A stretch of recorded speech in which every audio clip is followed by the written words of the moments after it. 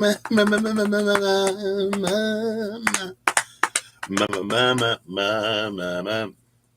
was your intro selection for today, titled, I don't know, because it's the most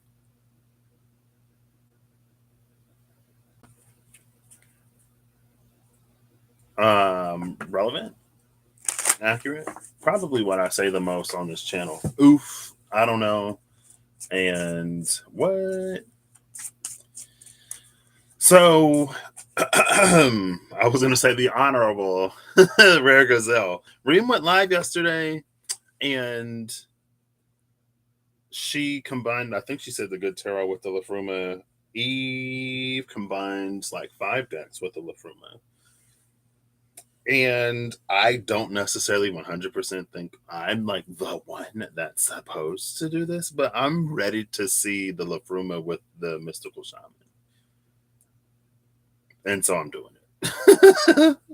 And the reason why is like they're like the Mystical Shaman for me, it's a lot less intimidating than when I first started using it, but there are still a few cards that I don't feel like I have a lot of like personal like a personal connection with. And there's probably only like 2 or 3 of the rooms that like that personal connection isn't as immediately available to me, so I have to like dig to see, okay, like what is this rune, like what does it mean to me, or what is it trying to tell me? Now in the context of using the runes, like it, like they always speak, but it's just like if I see one as an individual, it's like it's standalone, meaning I might not have that same connection. Eve, what?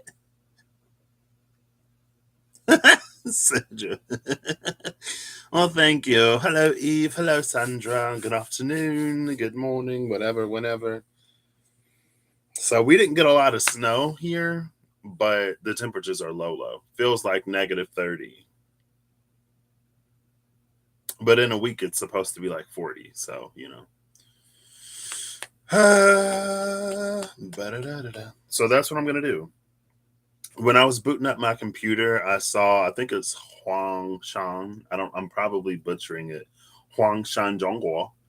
Huangshan, China was the picture, and it had these steps going up a mountain. And it made me think of the Temple Path from the contract, from the Energy Oracle cards.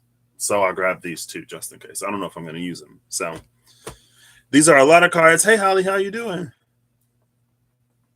Yeah, it's not like the winds aren't that bad here, but it's pretty windy. They're not consistent really either. So I split the decks in half approximately because it's it's a lot of cards to try to shuffle at once. And from the right side, or it's the first side that I shuffled, I placed it down on the right. Of course, I haven't seen this card as much lately, but the Ash personal Yggdrasil has made a reappearance, but at the bottom of the deck is Yggdrasil or Adverstan. Ooh, with new under it and flow under that. Okay, and the council.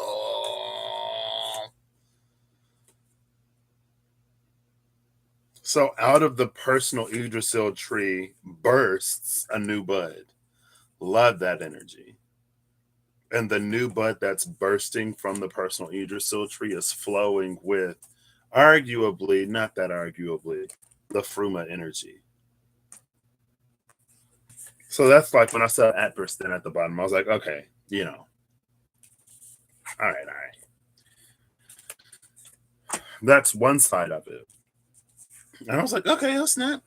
On the other side, 2 cards came out, and it's the Jaguar number 28 and number 50. Now, Ripien is a card it's a rune that's presenting itself more and more here lately. And I love it's this mature Jaguar energy. Also, like Adverstan is 55. New is 45. So there's that difference of 10 again.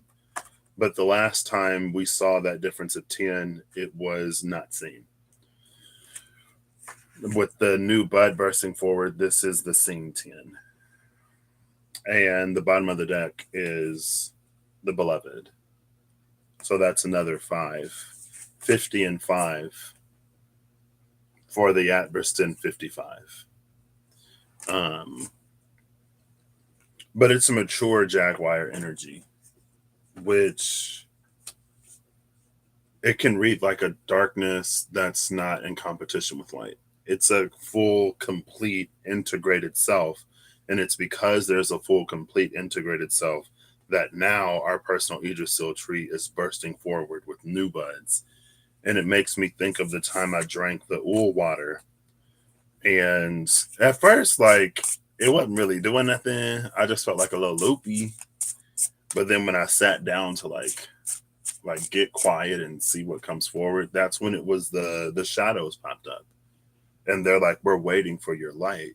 And then it's like as the light emanated outwards, it painted the shadows in full color. It gave them depth and dimension, and you could tell it wasn't just darkness. But without light, like there's nothing to sort of compare it to. Because darkness doesn't compete with light. Darkness and light, between dark and light, there is no fight. It's shadow, where it's one trying to overcome the other. But anyway, it makes me think of that. So, hey, glad you can hear me now. I started Reem's Taurus reading. I got like 7 minutes in, and I was like, okay. I'll watch this. I'll finish this after. Because I was just like, I want to see the smoky mirror and the owl. I want to see La Fruma with the mystical shaman. And again, there's in the mystical shaman, there's quite a few cards that it works, but anyway. Somebody just flipped over. Who is it? Swelgeness. Swelgeness and Rasa. Explore and alchemize. Love that. And the child is under Rasa. The child explorer. Okay. The child is 7. Rasa 73. Swelgeness is 51. If you're curious. In exploring the past, there's something that we get to alchemize. And it makes me think, when I first got the deck, Swelgeness and Brahm were the first 2 cards that came out. And I think the bottom of the deck might have been Ash, that personal Yggdrasil, I think. But I know Swelgeness and Brahm were the first 2 cards that came out. And it was this energy. It was like, there's something like Swelgeness is a portal. And it might have been Stankness, actually. I think it was Stankness at the bottom of the deck. Yeah, I'm pretty sure it was Stankness. It was Swelgeness, Brahm, and Stankness. And it's like there's Swelgeness is this portal. It's the past. It's Urther, one of the Norns, who lives in Urther Brunner. Sorry. It's like this portal, but it's like there's something in it that gets us to another side. And that's what the Stankness was there. The Stankness is there sort of seeing if we can make it through the past and reemerge, or whether we get lost in it. And Brahm was there to like clean up the past so that we can find the thing within it that we're supposed to find that gets us to the other side. And then maybe a week later, I saw a video on Twitter of this whirlpool. And these people, it was 2 people. They're like, it was a dude and a man and a woman. They're like, we're going to throw this log into the whirlpool and see if it comes out on the other side. So they threw the log into the whirlpool. It gets pulled in. It goes down and comes right back up. And I feel like that's how we typically, it's like, it's too much, disengage, we pull away, right? But then the log goes back down into the whirlpool. You don't see it for a few seconds. The camera pans to the other side of the water and you see another whirlpool. Well, it's not a whirlpool. You'll see where all the water is coming out. And then after a few more seconds, the log reemerges on the other side. Now, there was a body of land in between, like those pools of water. And so it's almost like the whirlpool was the only way for that log to make it from one side to the other. So you have to go through the swelgeness to reemerge. And that's what this rasa is sort of doing. Or that's what it's making me think of, at the very least. Because there's something in there. I mean, like, I'm not gonna say that you can't move forward without it. And we all have our own past. We all have our own journeys. Our relationship with the past is different for all of us. We've all gone through different levels of trauma, and we all handle trauma differently, right? Oh, come on! Who was that? Somebody just fell on the floor. But for some, there is something in the past that is to be recovered, alchemized, cleaned up, like the ducks with the dawn, right? You get all the oil off of it. It's Perth. Comic Surge. Perth actually came out. I know Reem got this in the collective.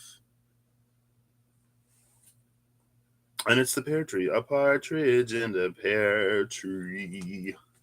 This is the first day of Christmas. The Perth.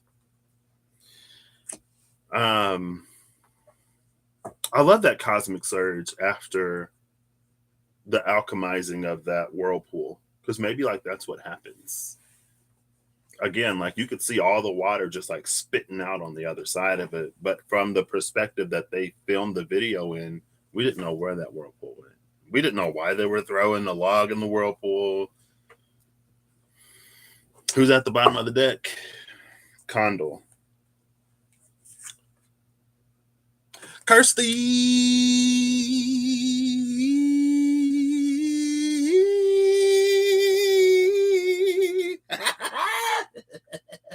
I don't know, but that's for you apparently. Hi, how are ya? Good to see ya. Happy Yule. Happy Yule.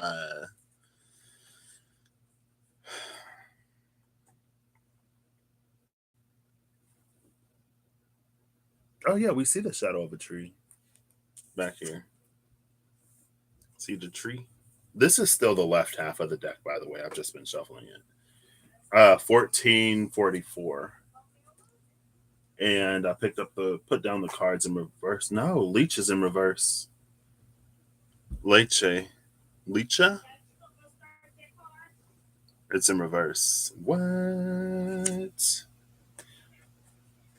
Emotional bleed no more. Okay. Number 72. 72 is a 9. 14 is a 5. 44 is a 44 is an 8. So Condo has been coming up a lot. Oh, Cosmic Surge, Cosmic Doubt. But with the Leech in reverse, it's not an ulcer anymore. So it's almost like throwing the log into the swelgeness plugs the hole, so that now when cosmic energies begin to surge, the vessel can hold it. The swelgeness is a hole in the vessel that those energies bleed out from. And by ignoring it, and again, different paths are different, but it's like by ignoring it, that the past continues to be like these it bottlenecks the amount of cosmic energy that we can take in from these surges. Cosmic energy can be healing, it can be abundance, it's anything that comes from spirit, ether, right?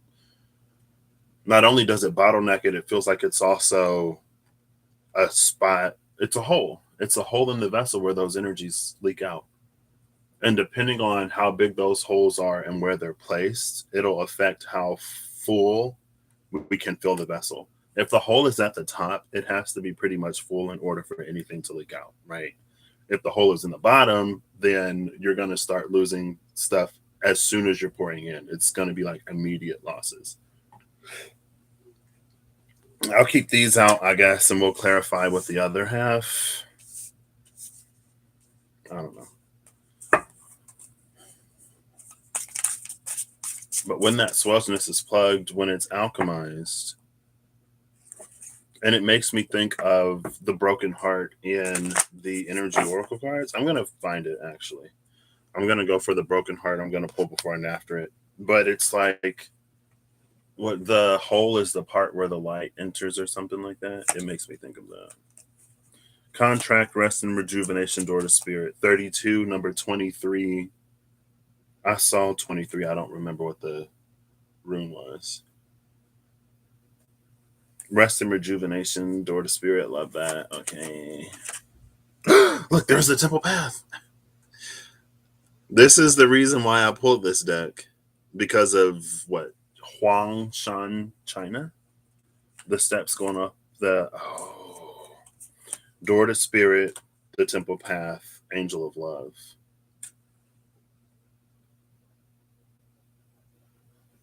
This is after contract and rest and rejuvenation.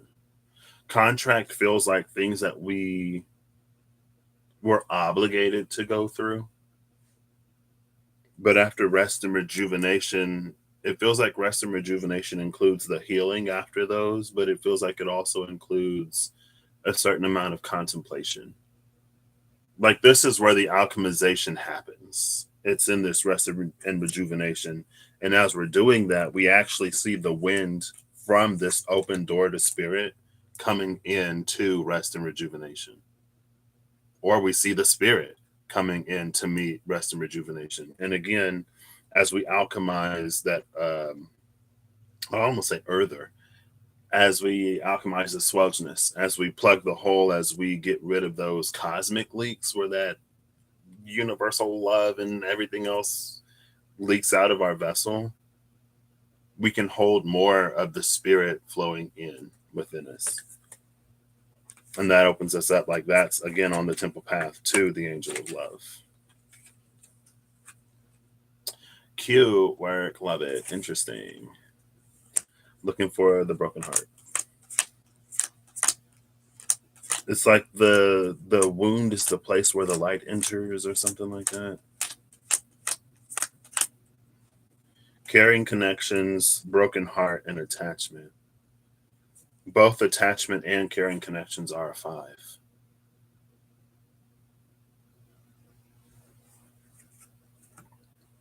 And then 6th chakra, Archangel Metatron is behind that, with the world behind Metatron. Healer of the Ages is behind the world. And that's all on the side of attachment.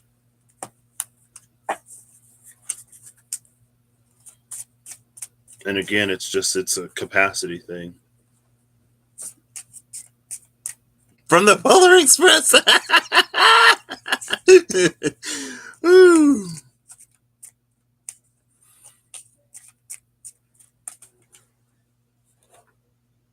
I am warm enough.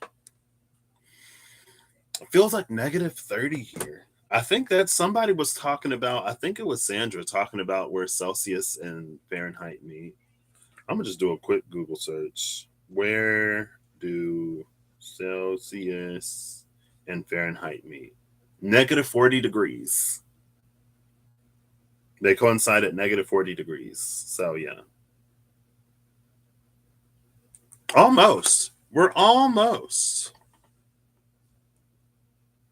36-ish, like 36 below, or just like 36. Oh, yeah. Okay.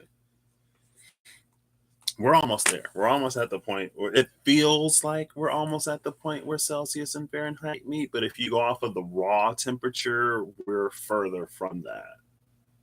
Is it what it feels like, or is it what it actually is? It almost feels like this is a 9. The broken heart is a 9. So I love how that coincidentally lined up, synchronistic. These are the emotional bleeds in the heart. We alchemize and plug them up, we become more able to accept and welcome in these caring connections rather than being attached to the things that we're attached to. And these are 2 5s. 5 is the number of change, but in a 5, everything is changed. This Degas day purged keeps, like, the emotional bleed keeps sliding off. Let me keep this in reverse. It was in reverse, so I'm going to honor that. It keeps sliding off to reveal this, and behind the day purged is the upper world, if you're curious. Upper world is 59, day is 24. 49 was here. I just saw 49. What was 49 is the angel of love, I think. I'm pretty sure it's the angel of love.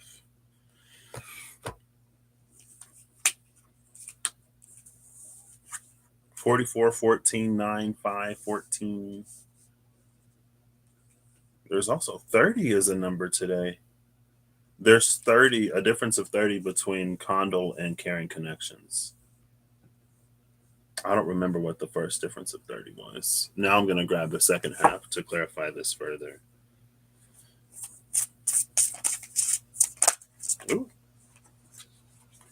So the hunter came out and the vision quest slid out face down under it, or after it.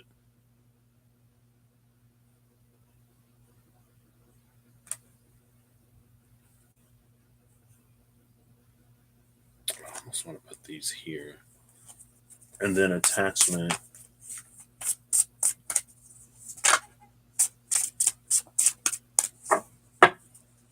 Attachment is Apple Bearer. Apple Bearer has been coming out more lately. The title card is at the bottom of the deck.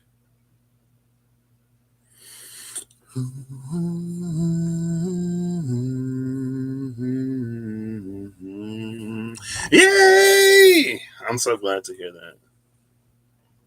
What a nice Yule time gift. Are you going to wait until Christmas to open them? Are you going to leave them under the tree for a day? I should have left my deck under a tree for 10 days instead of the 9 days that Odin. So let me stop. It's not a competition.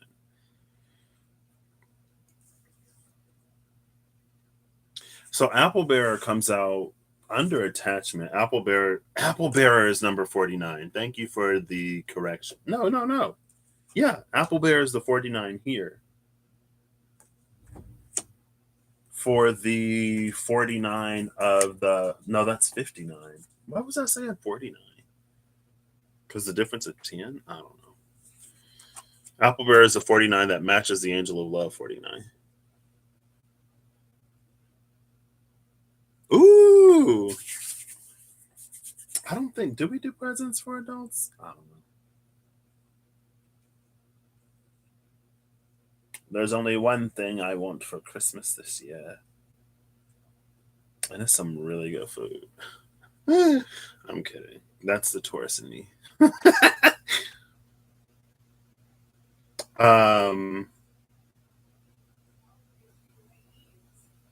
So attachment bearing fruit. I was like, okay, that's interesting. But the bottom of the deck is the title card. Whacking in reverse. Under the title card. What's interesting about whacking is because whacking is its own mirror, the number is the same whether you hold it upright or in reverse. It's still number 69. Hold up. Now we got a difference of 20 between the 49. No. 49, 59, 69. Apple Bearer, the upper world, and whacking in reverse.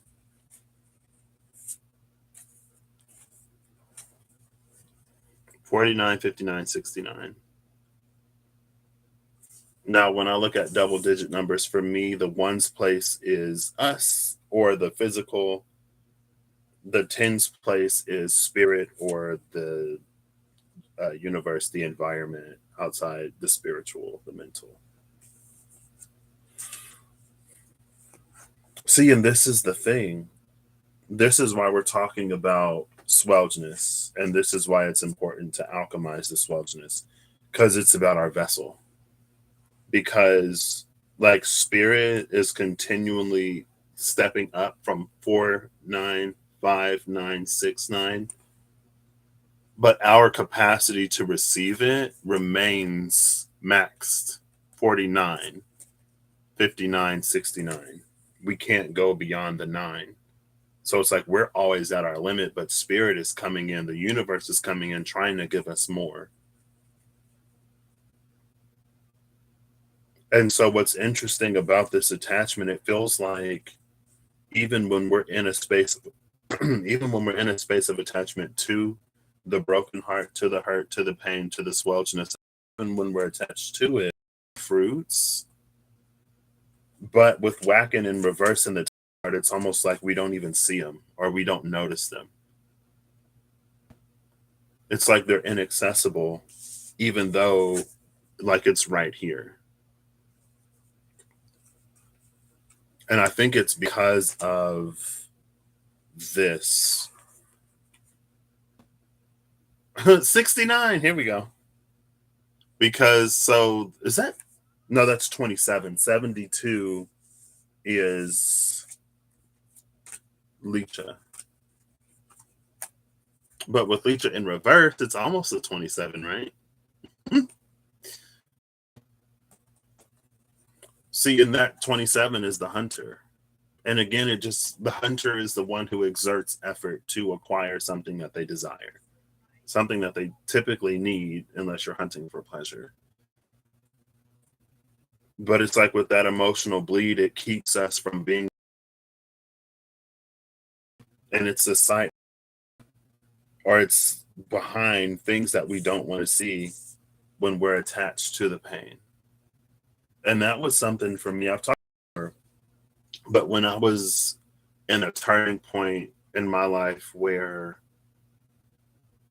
I was finally ready to face things, it was like when I was in between being held by my trauma and wanting to embrace life fully.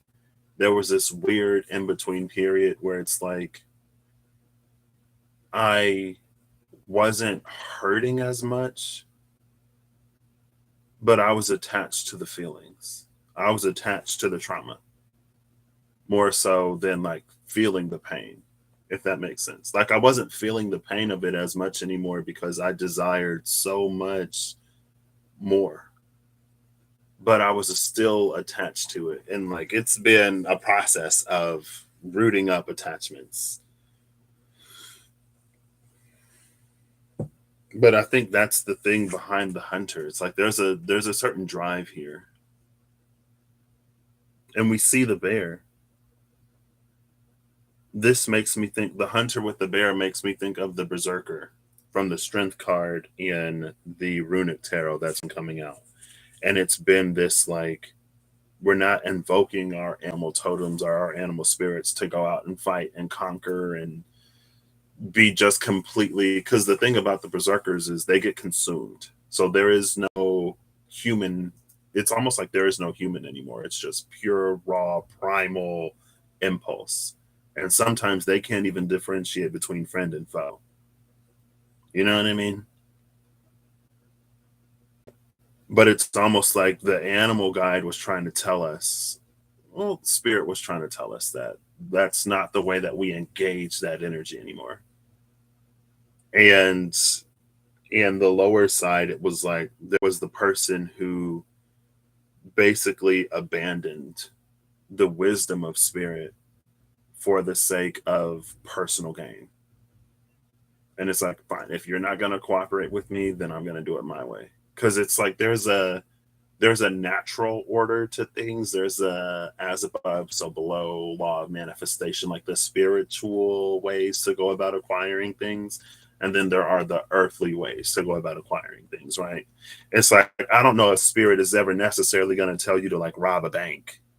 But if you want some money, you can go and rob a bank. You know what I mean? You can do it the earth way. Kathy, hello. Happy holidays. Enjoy. If you're literally running, enjoy the run. You're in California, so it might not be freezing cold. I wish I could go for a walk. But with this hunter, it's like these are the ways in which it feels like this is the right way to go about it because it's led by this vision quest or because it's accompanied by this vision quest. And as they came out, it's like that's the direction they were facing. This is what those animal spirits and totems will like co-create with us. And there is again, it feels like whatever is revealed in this vision quest, it's either attachment wouldn't allow us to see, or the attachment would stop us from actually going on that quest. You know what I mean? Adios. I've been learning Spanish on Duolingo for reasons. Okay, so that was the left led one. But again, the carrying connections are here. Like there is a surge in this cosmic energy. The swelterness has been alchemized, the leak has been plugged. That's what gives us the carrying connections. And it's almost like until then, and again, it's just like there are going to be things that we can't see, or there are going to be things that we miss out on, not because it's not for us or whatever, but it's like it's because it's hidden. It's not even hidden. It just requires something of us that we're not ready to give, or that we don't feel capable of giving, or we don't think we have it to give. But it's like it's every single time I would pull the Mausolea Oracle of Souls and Vanth would come out. You're going to have exactly what you need when you need it. And if you don't have it, it will be easily accessible. But we still have to use it. I'm actually going to balance these real quick. I'm just going to, I almost did way too much because the left side is a little lighter than the right, or the right side was a little lighter than the left side, which is interesting because I thought the left side was that more. I don't know. Now we have movement with that hunter. And again, that's the thing that attachment can't do. Attachment can't move. And so the vision, it's almost like the vision is a star energy. But it's this star that remains so far out of reach that it never really comes into our experience. It's never our reality. It's always a wish, it's always a dream, it's always a desire. But we're shown the star so that we can move towards it. The star then becomes a sun when you're close enough. You know, then it can give you life and make you help you be verdant and fertile and rasa and the moon. Explore and alchemize those things that we don't want to see. And then the tree of life is behind the moon with the rainbow under that tree of life. Bifrost, Yggdrasil, the moon. Now, if we're talking about the moon with the tree of life, hell is an easy realm to go for. I think, interestingly enough, though, it feels like Alfheim could be a realm to go for. The realm of the elves. And it feels like Alfheim would be in the moon, not because it's dark, it's unknown. It feels as one of the most inaccessible because it's so bright. It's so bright you'd be blind. You know what I mean?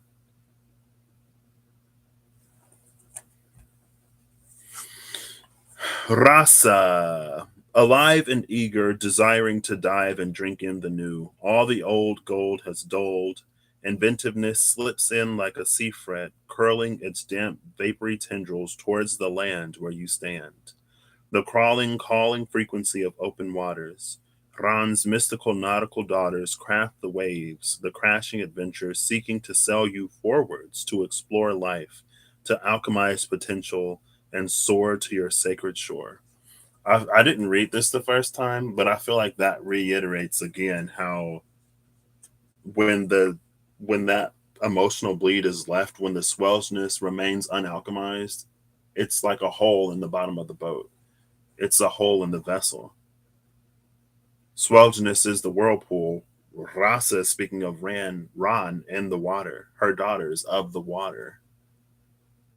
It's all in the same area. And what does the moon do? The moon pulls and pushes the water. It affects the tides. That could be Ran right there, you know? And those are her daughters.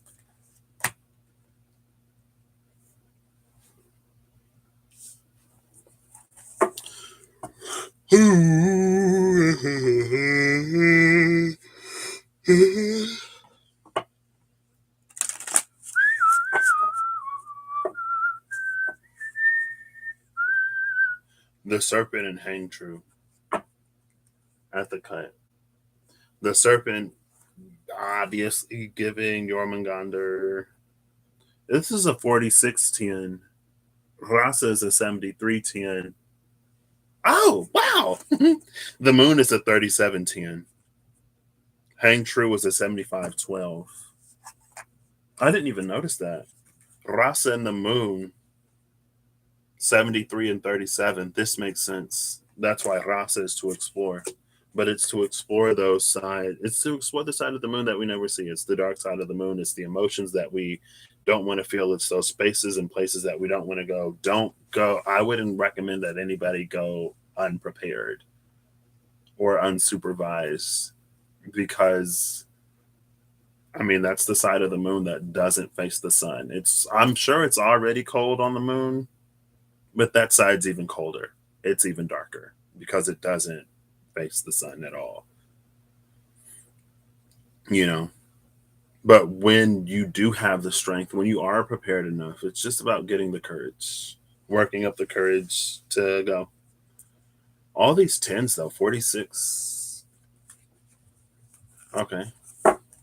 Rasa for me is also the lunar eclipse rune. It's a rune of lunar eclipses. Health or cunning is the rune of solar eclipse.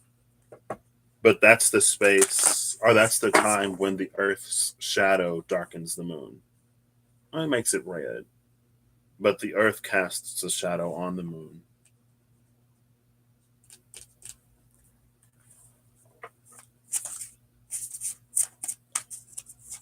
Let's see. All right side. What say you? Interesting. I feel like this energy is like, ooh. What? I thought you were number 10 for some reason.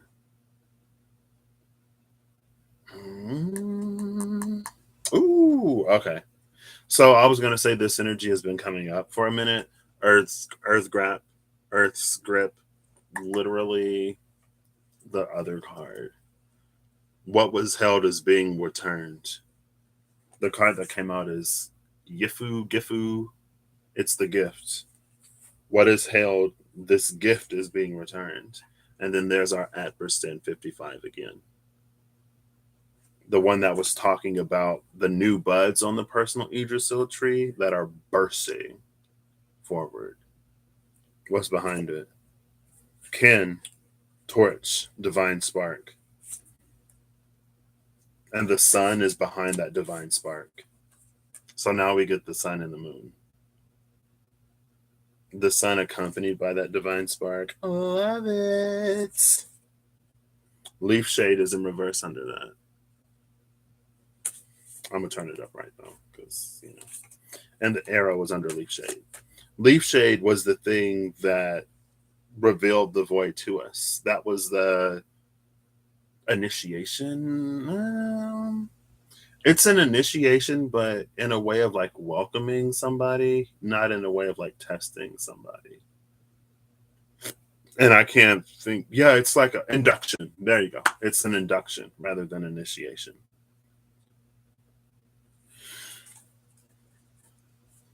And it's because of this alchemization, it's because of the exploration that we can burst free.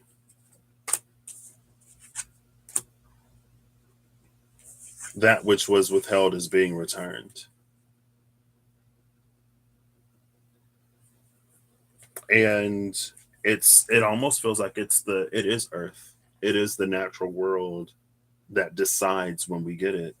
Because this east is capped with a Wackend. That's the animal watchers, that's the animal totems, that is the hunter who is working in alignment with what that is telling her, rather than the person who's used to berserking that isn't getting their way anymore. So now they seek more drastic means and measures. They stray even further in a way to get what they want. And it's like, ooh, girl, okay. I mean, we all have choices, you know. If you want to rob enough banks to get you your $1 million rather than following your divinely given to you $1 billion plan, that's your choice. The $1 billion plan is probably going to require a little bit of work. And if you want to rob a bank, you need what, a mask and a weapon. And then sometimes it's like it's not even less work that's required of us. Because with all the planning, with all of the staking out and like getting all the blueprints and all of the to pull it off successfully, like there's a lot of work that from like movies would tell me. There's a lot of work that goes into that successfully. But it's like you can put in, by the time you do all that, you might as well just do the other thing. But this is all about comfortability. And it's about comfort versus creation, comfort versus progress, comfort versus movement. And again, it's not easy, but we don't do it alone.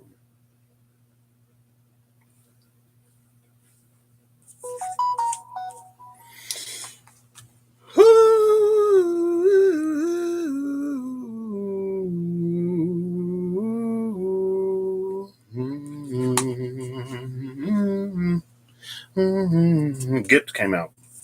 Adverse 10 is at the bottom of the deck. I wonder if it's almost done. I'm going to pull Energy Oracle card now. I wonder if it's almost done simultaneously. It's like while you're alchemizing the swelgeness, you're simultaneously alchemizing whatever is being withheld by the earth. It's like they're linked, they're interconnected.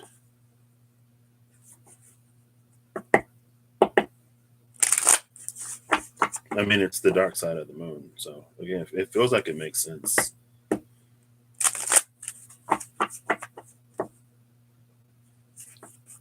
Oh, happy family and man holding a coin at the cut. Man holding a coin is 43. Happy family is number 4. Okay. What say you on this gift that is being returned? Is it a gift if it was yours to begin with? I'm kidding. It's also generosity, which is, again, one of the huge things that will help this return. And it's like spirit speaks the language of spirits, energy speaks the language of energy. People speak words, people speak actions. People don't even really fully speak intentions and motivations, because sometimes those are a little harder to discern than the words and the actions. But I say all that because, like, it's easy to say that we're generous. It's easy to act like we're generous. But generosity is, it's like it's almost easy to fake. And I say it's easy to fake because it's like if you have resources, you can give them away. Like if you have it, even if you don't have it to give, you can give it, and you can say stuff like, "Oh, I'm giving this out of the kindness of my heart and I just care about you. That's why I'm giving this to you." But in reality, if your internal motivation is, "I'm giving until I get something. I know that I need to give this much to write that much off of my taxes because I'm not trying to pay the government." You know what I mean? It's like those things that aren't spoken, that the language, again, energy speaks energy, so energy knows. Spirit knows you're only acting generous so that you receive something in return, and that's not true generosity, so you're still not going to get the thing. I don't want to say it that, I don't necessarily want to go that far, but you know what I mean? It's like that energy. We can say and do and act and pretend all day long. And then we might get frustrated because it's like, I'm doing all of the things that it was told to me to do to get this thing that I want. But energy speaks energy.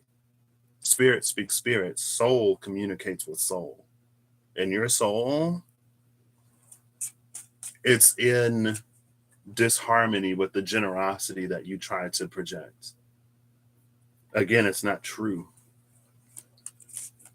And I just want to say that because it's like, I think sometimes we can get, like, it's easy to get caught up in changing our behaviors to match something. It's easy to get caught up in, I'm going to say 10 things that I'm grateful for every day to practice gratitude. And you may experience something from that. You may, like, it may be returned to you. But at a certain point, it's like that gratitude has to take root within you. And so that gratitude becomes a part of your truth rather than you pretending to be grateful or forcing yourself into gratitude because you believe it'll get you something. That's not true gratitude. And again, that's why I bring it up. It's just so that, like, to limit frustration. You know what I mean? Because what's more frustrating than doing the thing that somebody told you to do only to get what you didn't get, but only to get what you didn't want, or to not get what you wanted, to not get what you wanted, or to get what you didn't want. But it goes deeper than words when you're communicating with energy. Energy speaks energy. Spirit speaks spirit. Soul communicates to soul. And you might even have yourself fooled, you know? So, well, so energy oracle cards, I close my mouth. What do you want to say? I mean, maybe I don't know. Cornucopia and Journey. 11 and 2. 11 is a 2. Bottom of the deck is the man holding a heart, number 45. We saw the man holding a coin with the happy family. We see the man holding a heart with cornucopia. So they're not disconnected. You know what I mean?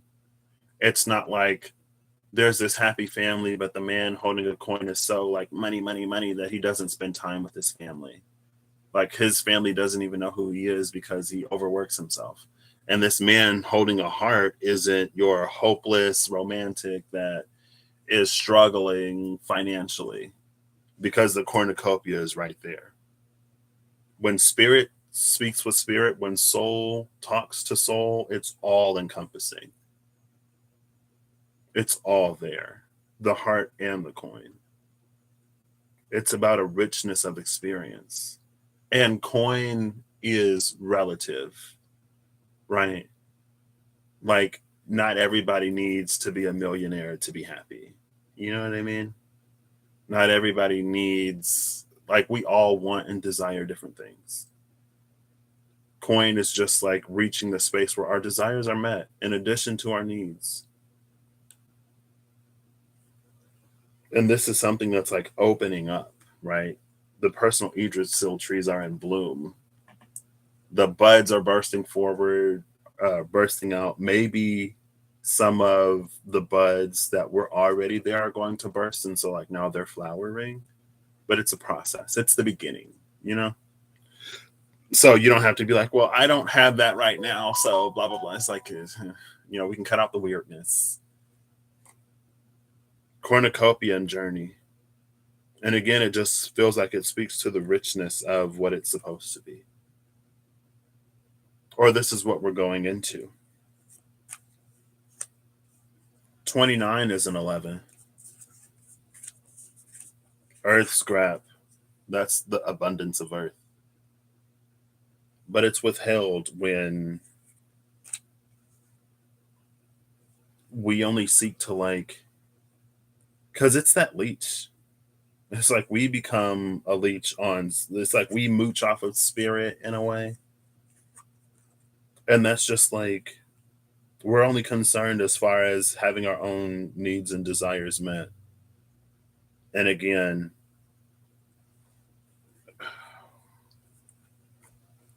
being incarnate, being human is not easy. In terms of, like, if we're not in a good space, if we're not in a good place, if we don't feel like we have the resources, if we don't have the resources, then of course it's difficult to be generous. But at the same time, it is our lived experience that more often than not, the people with less to give are the ones that are more willing. And the people that have the most to offer are the ones that are most tight fisted. So there's duality or dichotomy or difference right there. We think, oh, I don't have it, so I can't give it. But it's, we see that those with the least give the most. So then at that point, it's like, well, what's the truth?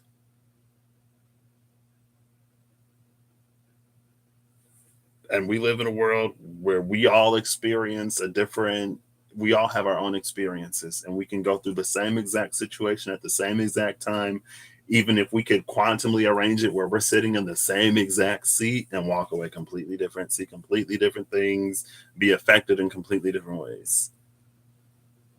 So what is truth? It gets interesting, I guess, when we're all down here having our own experience.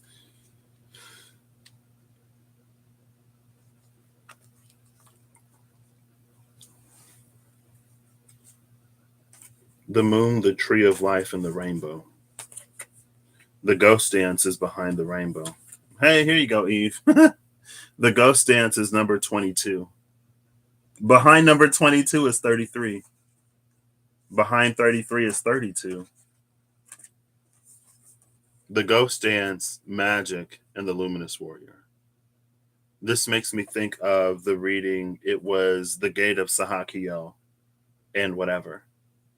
When it was like, when we were in the lower world, we were under the effects of the curse, where it's just like there are things that it plays on the attachment, and that title card is like there are things that we just don't see because we're so deep in the swelledness. And I think sometimes, again, because energy speaks energy and because soul speaks to soul, we can try to move ourselves out of the swelledness in an earthy way.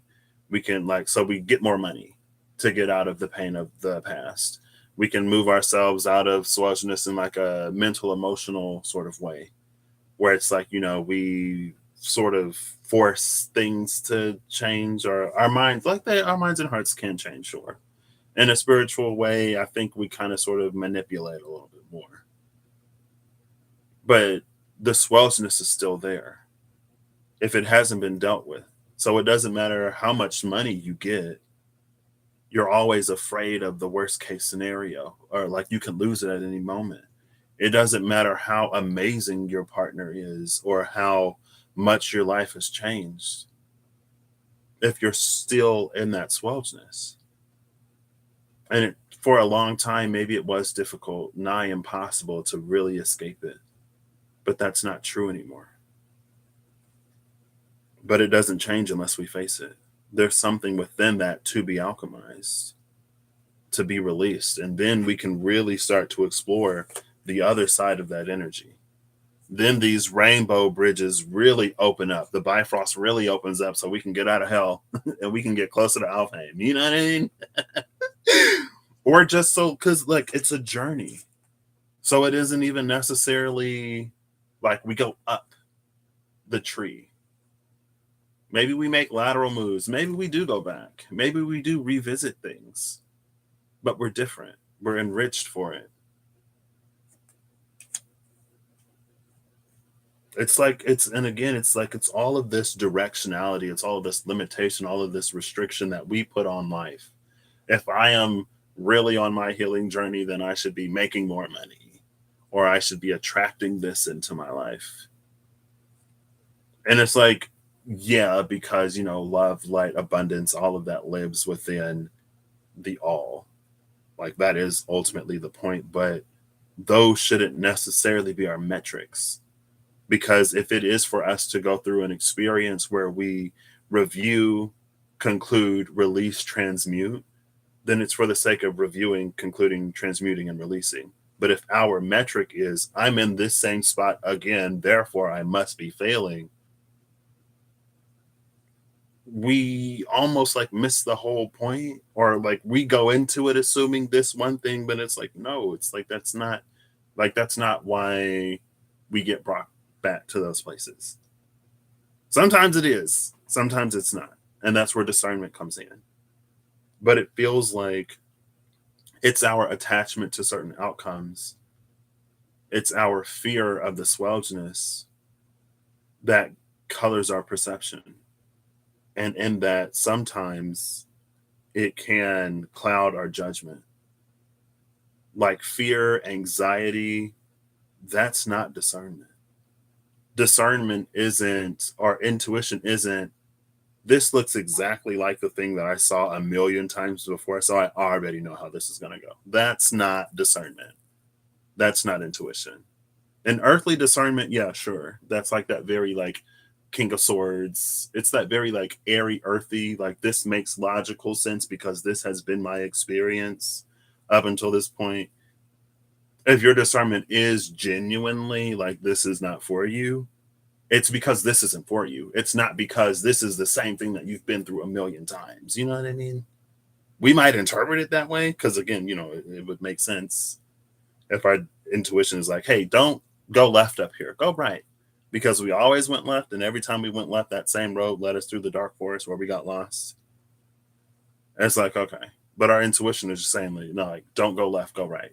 It's not necessarily you've been here a million times, but we hear don't go left, go right. And it's like, oh, yeah, because I've been here a million times. Now, because one day your intuition, your discernment might tell you to turn left. And that's when it comes in direct conflict with the programming and the conditioning. That's when it's like we discard our intuition and discernment in favor for the, oh, every time I go left, it doesn't work out, so I'm going to go right. When in reality, again, in this scenario, use your discernment and intuition. Your discernment is telling you to turn left because the dark forest that you got lost in, you can now navigate. You can now get through. You can now progress. You can now get to where you're going.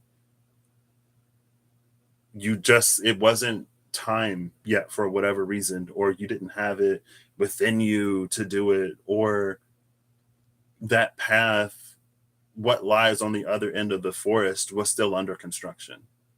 So it wouldn't have benefited you then to reach that destination in the way that it'll benefit you now.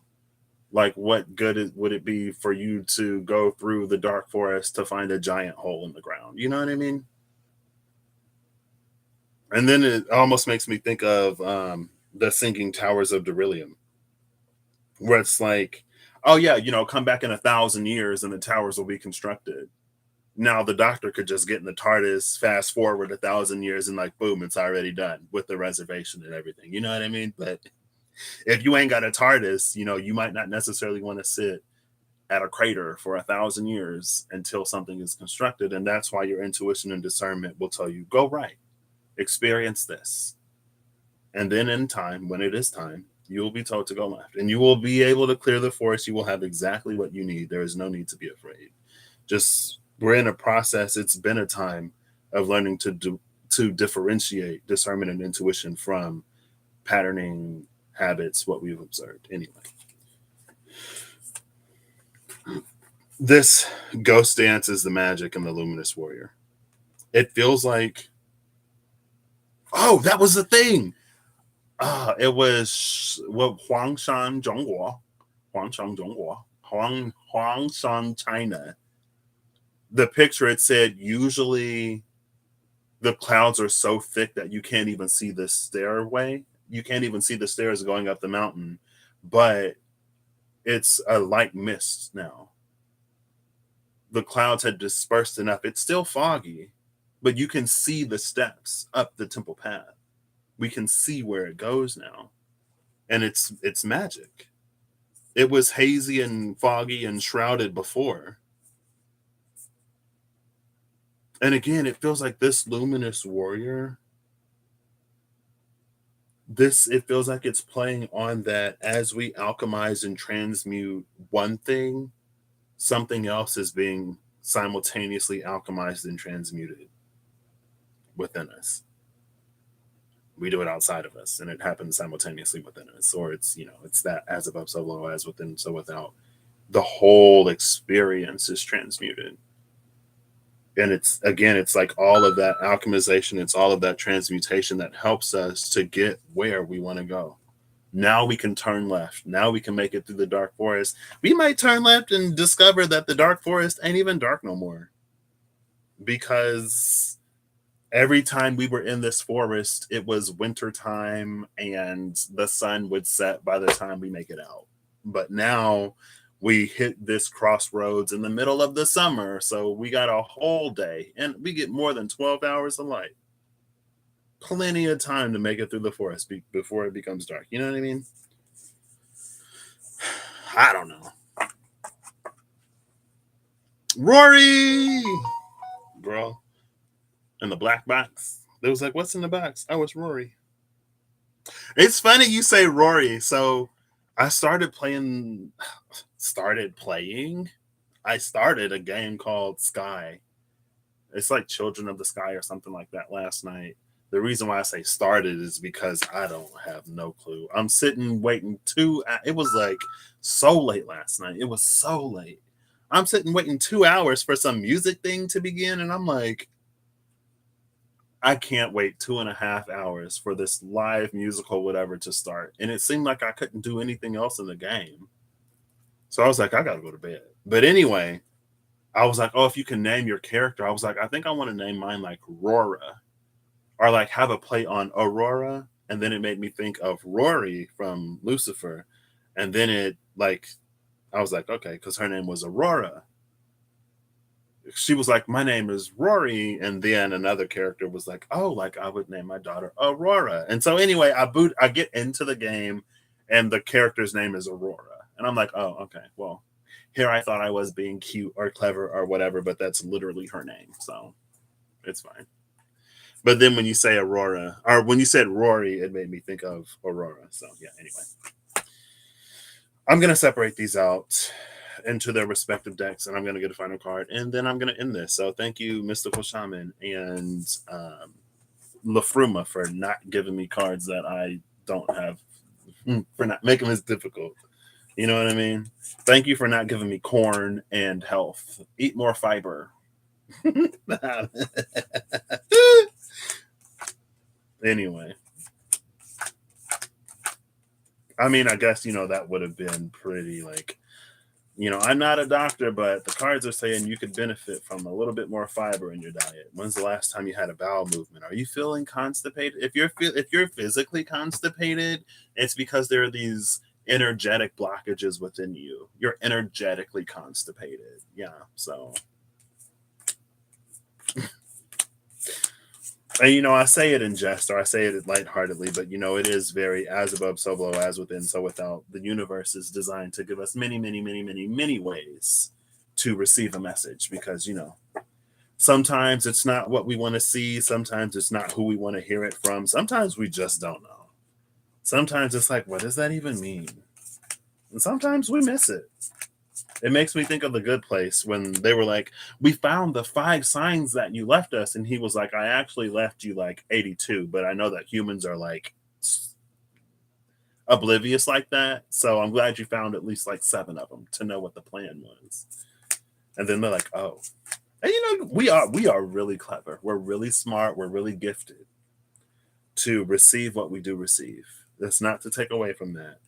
And again, I think so too. It's just because life is life. Pathways are pathways. Journeys are journeys. If you do choose to go left, it's almost like if we make one choice spiritually, universally, energetically, that one choice shouldn't necessarily keep us from the wisdom of the other. It just has to find another way to work itself into our lives. You know what I mean? I don't know. Anyway. Where you been, love? Oh. Is Spirit am I going out to lunch with Spirit today? I'm going to the store with Spirit, It's a 20-minute trip, but I plan on being out there all day. But I love her.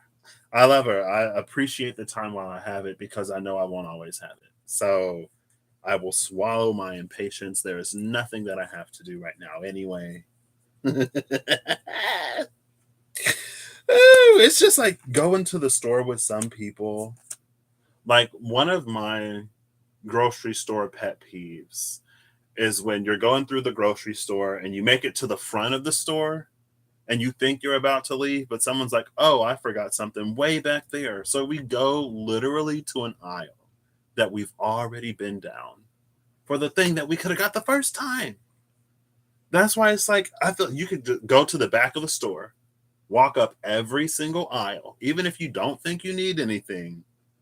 Now, if you don't have the money to spend and you know that, if you just, the more you look at, the more you're going to want, and then you go over your budget, maybe don't do it. Use your intuition, use your discernment, know thyself. Use your intuition and discernment and also know thyself. And when you know yourself, sometimes it helps the things that we intuit more easy to like understand. It's like, oh, okay, I'm stubborn AF and I don't listen. That's why I had to go through this. Okay, fine. I will also, as I'm learning this lesson, I will also do my very darndest to learn to be less stubborn so I don't have to go through this rigmarole again the next time. Does it work? Yes, surprisingly, somewhat. In some areas, yeah, it works.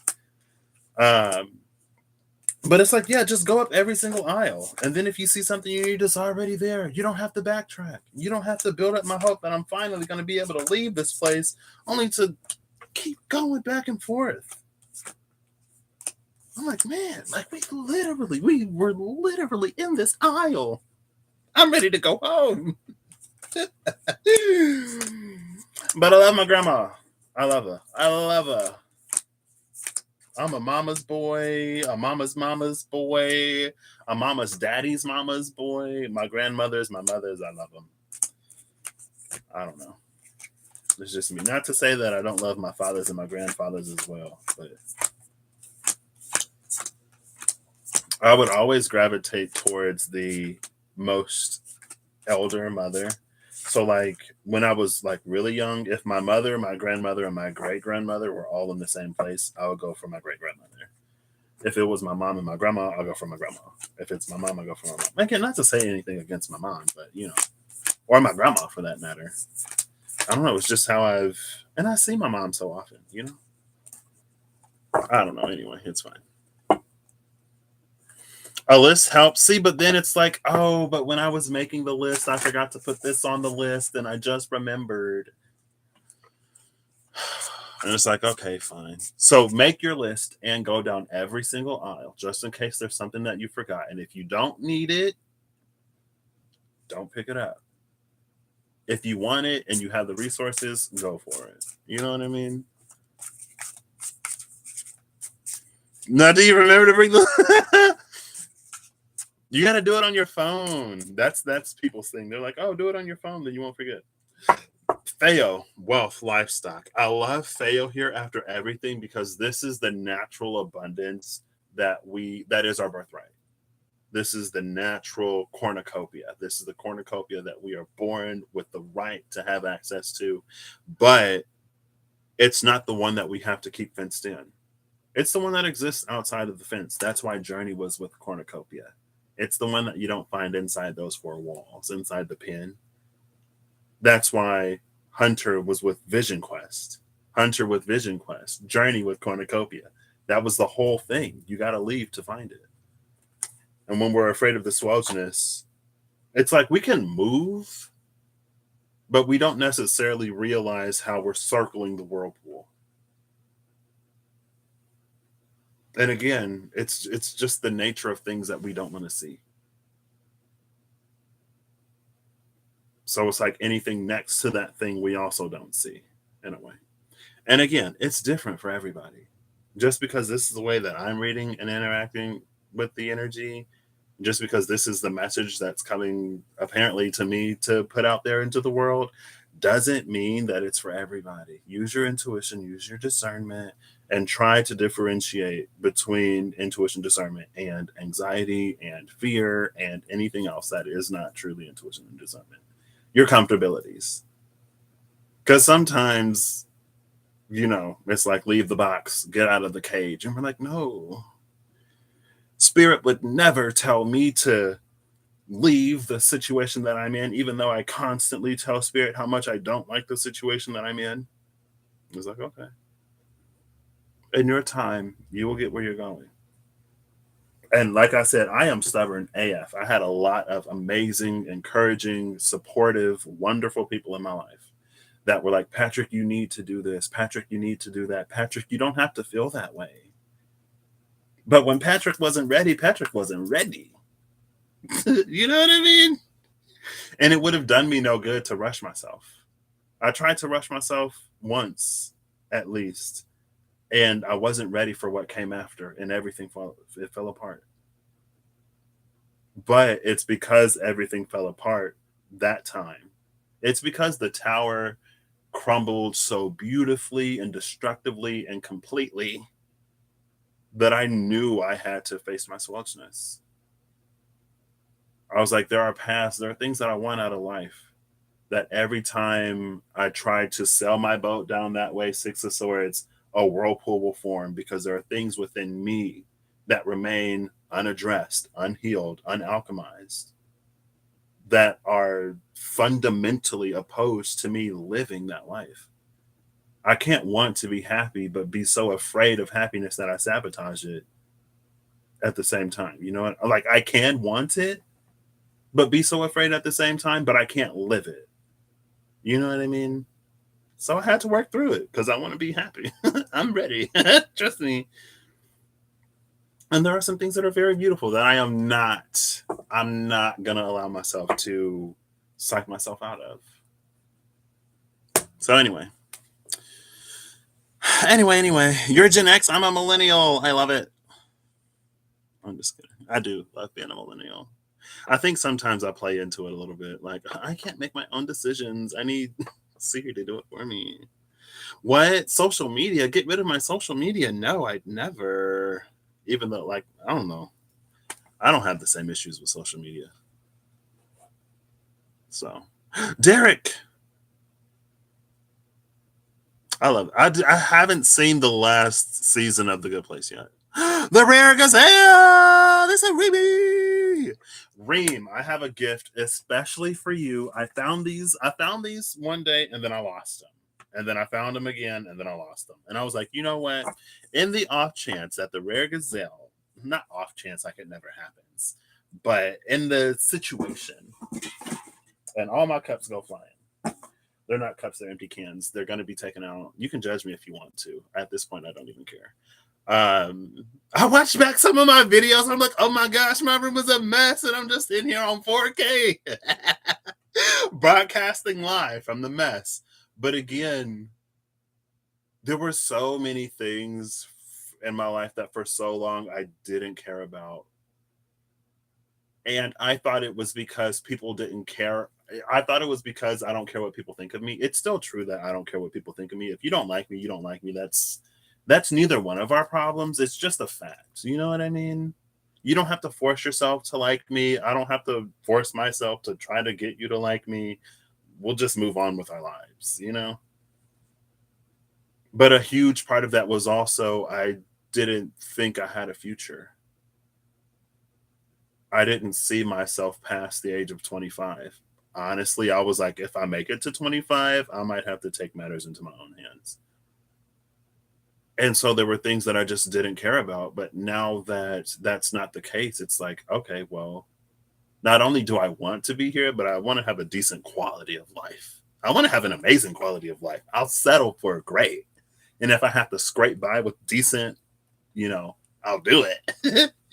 But anyway, I went to something within me was like, find the cards. And so I found them and it was like, put it somewhere that you're not going to lose them. Every time I put something somewhere, I'm not going to lose it. They get lost. So it was like, put it somewhere you're going to see. And so here you go. I found these. Hey, Steph, how you doing? Hey, Catherine. I hope you're well. I found these, Reem. Inside is these. My World of Warcraft cards. Just for the Rare Gazelle. Whew, girl. We're going to see if I get anything. We're going to see, because I've tried with this deck before. I think sometimes, too, it helps when, like, I'm in the space, We'll see. I haven't necessarily gotten anything cohesive. Not like I can get out of the Magic cards or the Yu-Gi-Oh cards, but you know.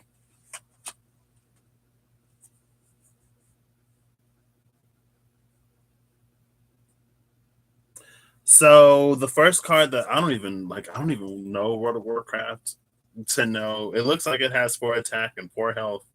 It's Morphiel. It's an ally Fell Hunter demon. Opponents pay one more to play abilities, one more energy to play abilities. This is the card that came out. It's a pet for warlocks. I guess it's interesting that this comes out because the mature Jaguar. That's the reason why I was like the first cards that I get, I'm just gonna show them. Because so often I'm like, well, let me get a few cards before this even starts, and then in the course of the reading, I'll talk about it.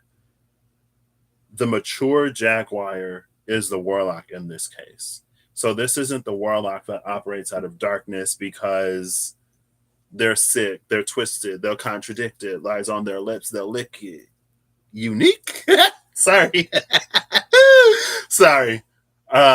This isn't that warlock. It's not darkness from a place of shadow. This is that dark side of the moon. This is that the things that we have to utilize, but we don't. Maybe it's because of fear mongering. Maybe it's because the sheer nature or the power of that. It's almost like, let's say that it's within the nature of darkness to consume, and it's within the nature of light to expand. And the consumption of darkness, if we are not solid in our moral, spiritual, cosmic integrity, we can get lost in that. We can in turn be consumed. But it's almost like consumption can be alchemized and turned into like an energy of acquiring. It's the hunter, right? The hunter kills animals and they kill whatever they hunt, but they're doing it for good reason. And they're doing it in a way that doesn't upset the balance. They're not hunting an animal until the population is decimated and it becomes extinct. That's excessive. That's when darkness, just falls into shadow. But with that mature Jaguar energy, now this can be an ally.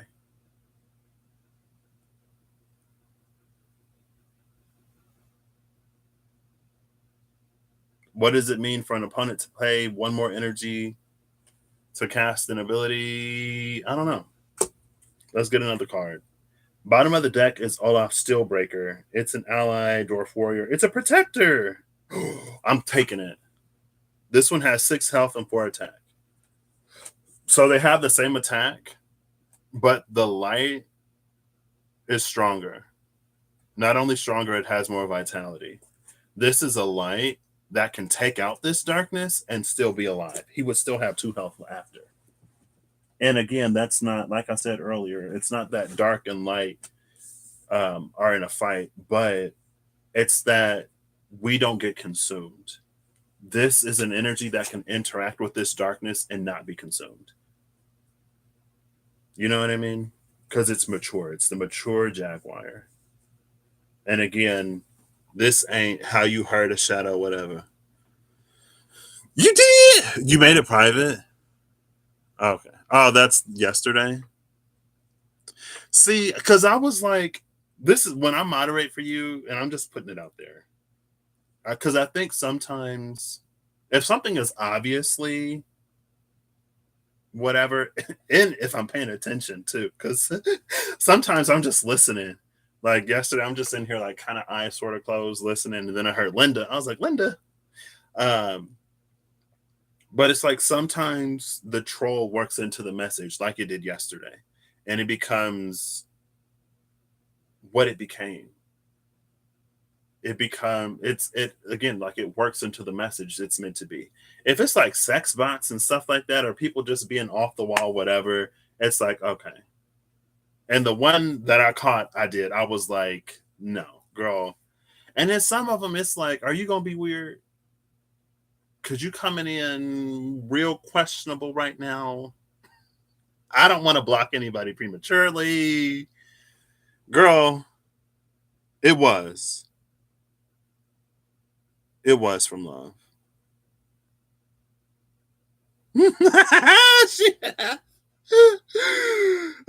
The one I was like, yeah. Okay, anyway. Oh, this is so perfect for Reem too. I feel like because this makes me think of all of the times you were like, what, love, light, and shadow, or love, light, and darkness, or something like that. For the one from the one that wouldn't seek to continue to suppress, from the one that wouldn't continue to be so blind. And now that I'm thinking about um, goddess Inanna that became Inanna Ishtar after she um, ascended from the underworld or from the lower world, how she had to go into it and then she emerged even more powerful. And it's almost like, too, she emerged more powerful because of what was in her, what was within her that she saw in a certain type of way as excessive. Maybe it was easy to get lost in. And that was the thing for Libra. I think last time I went through the signs, it was like, because Libra got vinegar, and the card said it's within the nature of vinegar to overpower. And so Libra was being asked to be basically super Libran. It's like there's something for you to use, there's something that you can incorporate that will help you get a lot farther, but it's within the nature of that thing to overpower, to consume, to be overwhelming. So you, if you do include it, you have to make sure that you are extra, extra, extra balancing, because if you're not, it will overpower and it'll be worse. It's your choice. You can or you cannot. But anyway, yeah. And it feels like there was something within her that she kept herself from. And within the context of this, girl, I'm just a dude in his mama house pulling cards. I am knocking myself down just to be like, I'm humbly, I could be completely wrong, but this is what the energy is saying. I ain't gotta do all that. But at the same time, low key, I kind of like it. Do I have a humbling kink? Sorry. Anyway, it's fine. My Chiron is in Leo, okay? Like, Chiron can't be completely healed all the time. You know what I mean? Even though Chiron Loki was like, oh, you killed this part of your Chiron in Leo? All right. I'm going to need you to do a little bit more. And I'm like, okay. But where I see myself is over here. All of this, I don't necessarily even too much like want. That's not what I desire. If it is on my path to do it in addition, fine. But don't forget to give me what I want. Anyway. Um anyway. Ooh. Now we get 3 people all in the alliance. So far everything was alliance. And then we have a warlock ability at the bottom of the deck. We have Durai Crystal Shield, who is a Draenei warrior. So all the warriors are coming out. Love that. We had the Dwarf Warrior first. Now we have the Draenei Warrior. And this is a protector. This, again, it makes me think of the Ten of Swords, the Destroyer, but the legend behind it in the Spirit Keeper's Tarot. There was the Drum of Darkness and the Drum of Light. Darkness can also protect. Darkness is also for protection. Light is for stuff that we typically associate with light. And then it was like the vessel is being purified. That's literally this. The vessel is being purified. The swelchness is being alchemized. The emotional, spiritual, cosmic bleed is being stopped so that the vessel can receive a new gift. Literally, the new buds bursting forward from the personal Yggdrasil tree. This is another reason why I'm like, I don't need to go live as often as I go live because, everything comes back together. But also at the same time, it's nice to have reminders. Also at the same time, I get to see how energy evolves over time. Anyway. So we get this Draenei warrior that can protect friendly allies. Well, what's different than this protection? This ally may exhaust to become the defender when an opposing hero or ally attacks. I love these two together because not only with this energy, not only does it cost more for an opponent to play an ability against us, this also protects us. There's like this double protection. And that's what we get when we integrate our light and our darkness. Because light does cast out darkness, but in that it creates shadow. But it's like, light with light, dark with dark, no weird shadow in between. Not that it can't, but it's almost like there are these splintering, aftershocky side effects that don't necessarily have to be there when we're all together integrated and whole. You know what I mean? What that means, I don't know. This one can protect, but it doesn't mention her being exhausted. To balance that out, though, she only has 2 attack and she only has 3 health. The other one that exhausts itself has double the attack and health, but it's exhausted after that. Next, we got a Night Elf Rogue that is elusive. This ally can't even be attacked. So, congratulations, Steph. Wait, what happened? Oh, snap. Congrats, Steph. May you reach 100 more, and then 200 more, and then 400 more, and continued expedited success if that's what you desire. I don't have to. Let me stop. Okay, it's fine. So this is one that can't even be attacked. So then it's like, well, what's the protection? Oh, I love that. What's the protection for if it can't even be attacked? Now the energy, the resources, now it becomes a little Eigerhammer-y. Because everything that was poured into protecting that individual when they were vulnerable, now that they're no longer susceptible to that energy can be poured into other things.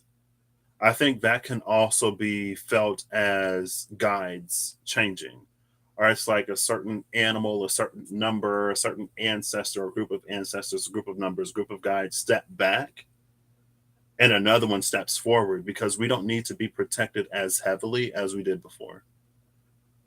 Because we're whole enough, because we're integrated enough that it's almost like certain things are just naturally, it's almost like it tries to come in. Like this is you and your energy. It tries to come in and penetrate that. But it's like with that wholeness, with that spinning yin yang that can do that light shell, dark shell balance thing, it's almost like it gets redirected. It flows around it. It's this weird air current thing. And again, if we're talking about Libra, that's the symbol for Libra. According to the internet, the symbol for Libra is how air moves around an object. It's very aerodynamic, right? Like if you have a wing on a plane, there's the air up here that moves straight. But then when you get closer, there's the air moves around the wing.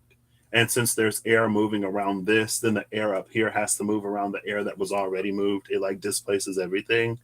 It's sacred, it's protected, it's non-penetrable. So now you get the ones that are more focused on growth or growing, or they're like helping you in those ways. Not to say that the protectors go anywhere necessarily, but they just don't have to do as much. Our last one is Trixie Bottle Clunker. Bottle. Not Bottle Clunker. Wow, not talking about my Mike's Hard Lemonade that I got in here. Call me out. That was Freudian. I did that to myself. Trixie Bolt Clunker. Bolt Clunker. She's a gnome warrior. Here's another warrior. Protector. This ally may exhaust to become the defender when an opposing hero or ally attacks. What I love about this one, she has 1 attack and 4 health. She exhausts just like Olaf does, but with everything that I just talked about, her health is lower, her attack is lower. We don't need that protection as much. So the energy of protection, I don't know why I keep putting these things here just to knock them back over. I'm going to leave them on the floor.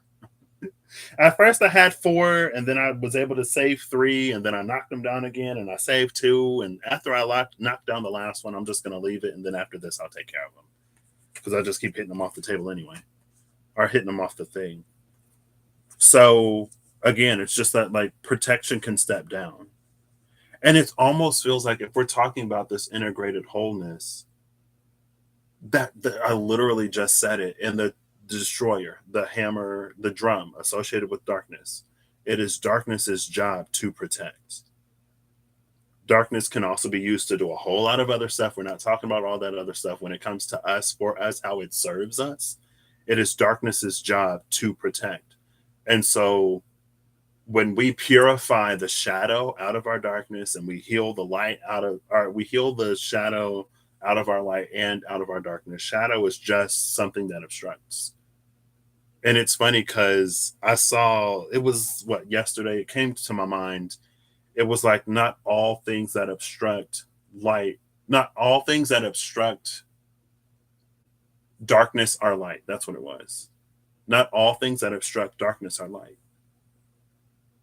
And it's just like sometimes something can come in with a certain, it's very like false prophet whatever energy, but it isn't even necessarily false prophet energy. It's more so the things that we seek because of the comfort that they provide, regardless of our knowing. If we know that something doesn't resonate for us, or if we know that it's not for us as fully and wholly as we accept it, if we know that we're running towards something, when we're running towards something or when we're running away from anything, when we're running towards or away from something, we can attach to anything. Anything that feels like it's different, anything that's promising us, guaranteeing us that it's going to move us further along. But it's when we heal and purify and alchemize and reintegrate ourselves as a whole, our darkness will protect us. Our light will see the way forward for us. So we don't have to, and I think that's part of this Eigerchalmer energy. Now the light within us doesn't have to exert itself as much to protect us from things because our healed and integrated darkness can do that. Now the light within us can focus on shining forward. That's what turns the star into the sun, because more of that light can go forward, more of it can be dedicated towards illuminating rather than protecting. But until we are healed and whole and I mean, I already said healed, until we're healed and whole within ourselves, until our own darkness can step in to protect us from the darkness of the world, our light will do that for us. Bottom of the deck is put target opposing ally into its owner's hand. It's fear. Fear from the warlock, and then frost your hero deals 2 melee damage to target hero ally, or 4 if you control a disease. This is a death knight.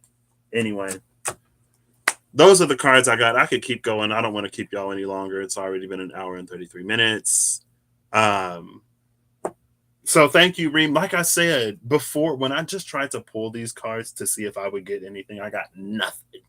I got nothing. I was afraid. I was like, I don't know if these are going to work. But again, this fits. This is the mature Jaguar. This is that Ten of Swords Destroyer. It is the Ten of Swords Destroyer that is whole. I got to find it. I got to show you. I got to show you. Because that's like, I feel like that's part of this whole thing. That's us integrating with spirit. That's the vessel that, because in the message, again, it literally said there's a cycle of purification to receive something from the divine. That's why the emotional cosmic bleed is in reverse. That condyle isn't doubt anymore, because our integrated healed darkness can deal with the doubt. Our integrated healed darkness can deal with anything, so that our light can focus on moving us forward. Ooh, thank you. Here she is. Between the Emperor and the Initiate. And again, this initiation today, it's reading as induction. Inducting an Emperor. And it's inducting an Emperor now because he's healed, because he's whole. He is the Emperor. It's not a gender, it's the energy.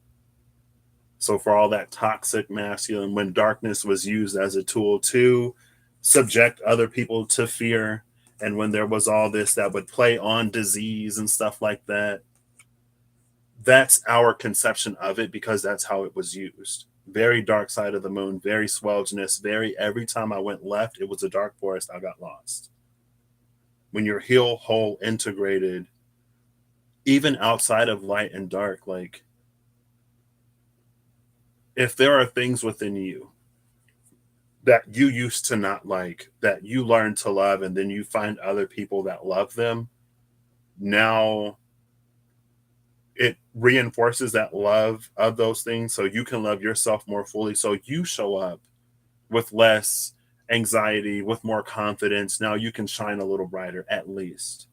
If you have things within you that you don't love, but you find other people who do love them, now it gives you the courage to, maybe if you don't have it all within yourself, their love can help push you forward. Their love can be a light that in part makes up for the light that you lose in protection until you can love yourself more fully. It helps. We help each other. We get each other home. And again, like the ankh that the emperor holds, it's a gift from the empress. The emperor cannot steal that from the empress. It has to be given. It can't be stolen. But this is the oh, I just dropped the initiate on the floor. Sun and Gemini. This is the destroyer. These extra arms, hands, are from her integrated spirit. This is the shamaness, fully embodied. Those are the drums of light and dark. There you go. Okay. I still need to get a final card from the mystical shaman, but I saw Ream, so I had to see if the World of Warcraft cards would come out with anything, and I guess they did. So, but at the end of the day, energy is energy. Back in the day, people would, cast lots or look at seashells, or not to diminish or discredit any of that. When we are of a mind to listen, the divine is always speaking. We get to have fun sometimes in how we choose to receive a message. Or maybe not choose, yeah, how we choose to receive the medium that we use, the means of communication. It's just, we do it all the time. Maybe we'll call it chance. When we when I say, I'll flip a coin. If it's heads, I'll go left. If it's tails, I'll go right. And we flip the coin, and in that moment, the divine can show us heads for left, tails for right. Again, maybe we call it chance. It's just that we can use anything. I think the divine is capable enough to, find ways to communicate with us, regardless of where we are. Whether or not we want to listen, that's a whole nother story. So I'm not even paying attention. I'm sorry.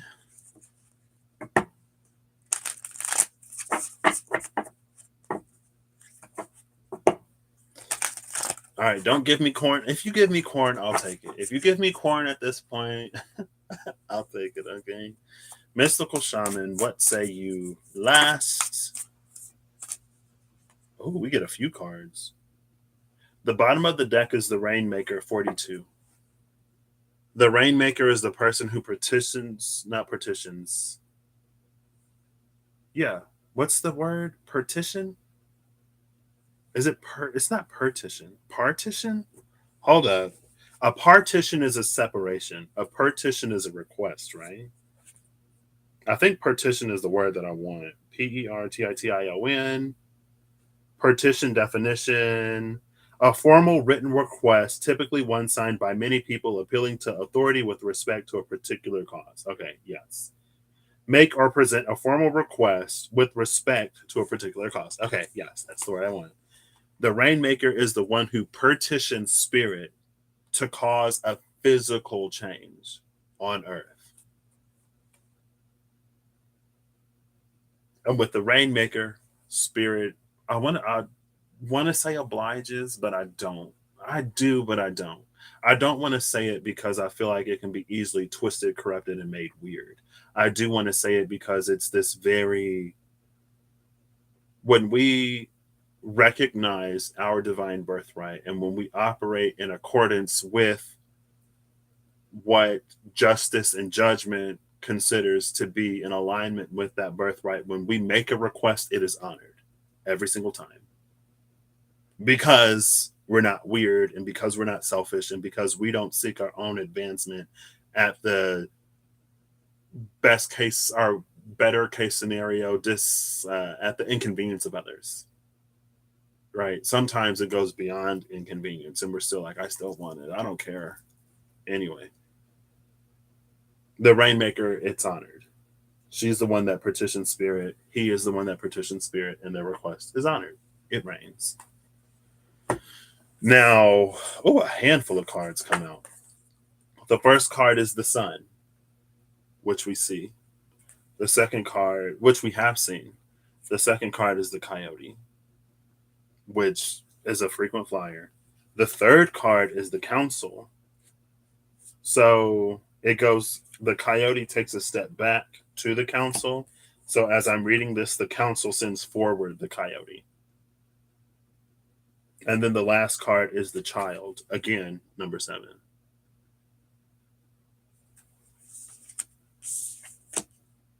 If we're talking about the Rainmaker, it feels like the Coyote sent forth from the Council as a test. We'll say it's a test of ego. And we'll call these two together stankness. The Child in this case speaks of innocence. It speaks of that which is in alignment, or that which is in accordance with what was agreed to within the contracting of us being created with a spiritual creator birthright.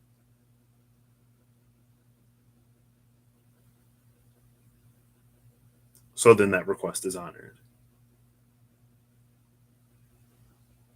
And again, it feels like there's this huge, it is within the nature of something to do this. So we must exercise not only extreme caution, but we must exercise presence. We must exercise awareness. We must check ourselves and our own intentions. We must consider many things. And I guess, unfortunately, as we live through life, we don't always, at the very least, feel like we have the luxury of being considerate. You know what I mean? Because sometimes we're in a situation and we're like, you know what? I really wish I could be considerate of somebody else. I really wish I could be considerate of how they feel. But I am starving. So if I got to take some bread to eat, I'm going to take the bread to eat. But we don't exist alone. We're not created in a vacuum. So in a more ideal world, the person that we take bread from would give it because they have it to give, because they can afford to make that sacrifice. So we would never be put in a position to think that we have to steal it in the first place anyway. Because when we need, it will be given. That's the cornucopia. That's the man holding the coin with the happy family, the man holding a heart with that cornucopia. Because we all carry that within us. It's just been that throughout history, it's been a me and mine versus you and yours and us versus them. That's been the emotional bleed. That's been the chokehold on the compassion of humankind, the compassion of humanity.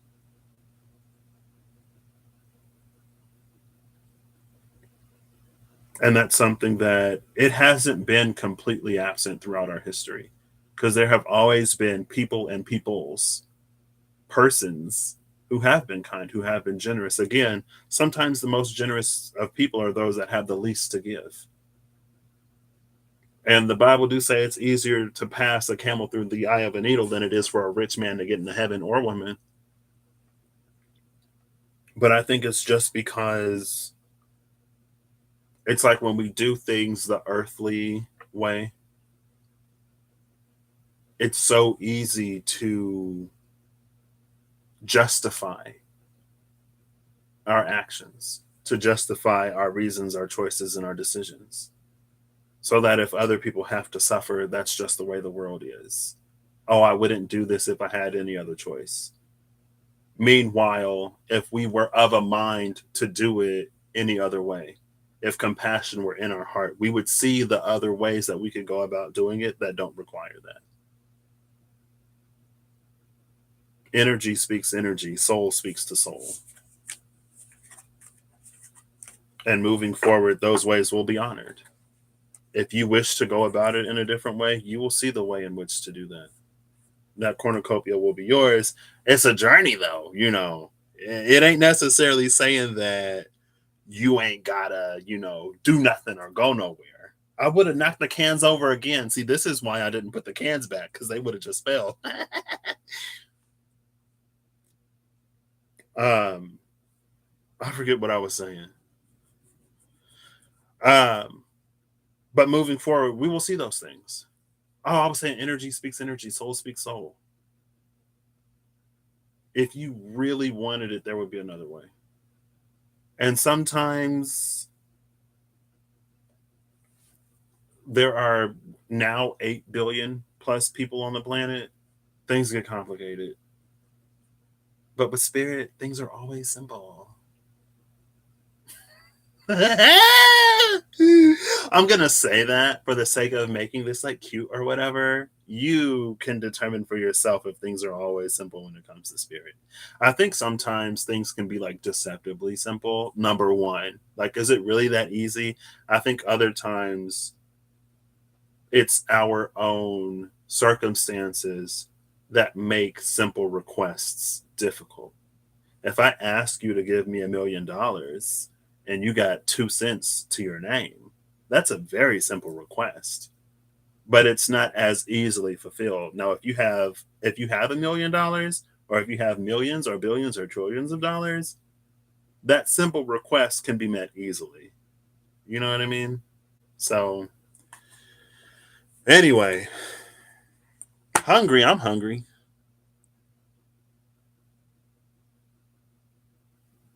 This deck, which one? The Lafruma, the Mystical Shaman, or both? Oh, the Mystical Shaman.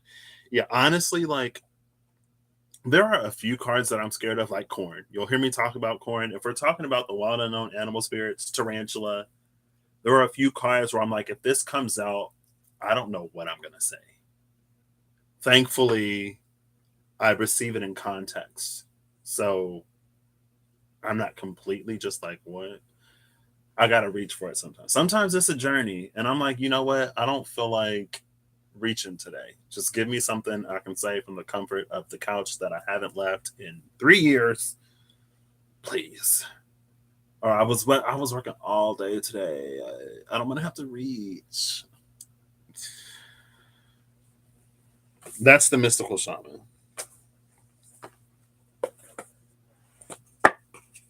and I still have to do the energy oracle cards. So, because I don't think I've done those.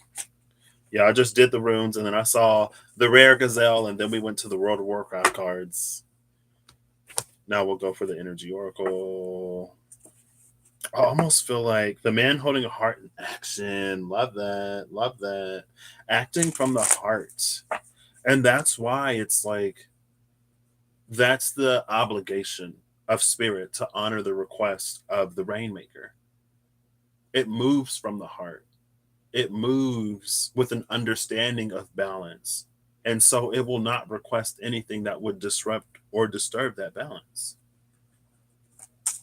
And that's why it was like that twisted magician energy that came out the last time when I used the mystical. No, I didn't. I used the runes and the crow tarot and the runic tarot. And there was that one at the bottom with the emotional bleed, with the one that was like, your animal spirits aren't for berserking anymore. The time of berserking is over. There is a new way now. And the person in that Two of Swords that was like, if you're not going to help me, I'm just going to seek other means. And then they get into this twisted magician energy. And it's because of a greater balance. It's because we're in a time of, it's almost like it's because we're in a time of such a significant change and shift and transformation that we have to be more considerate, because the process is a lot more delicate. There are a lot more, infinitely more moving pieces now, because there are so many more people in a space of just not going about things the way that they always done it. And it's because of that. It's because of the people that power the Hierophant are pulling their energy away from Hierophants, that structures and systems are really shaking. And that's why it's like, your path is right there if you want to take it. It might seem a little narrow, but that's because it's like, if you're going down the highway and there's like 5 of y'all versus if you're going down the highway and there's 5,000. Anyway. You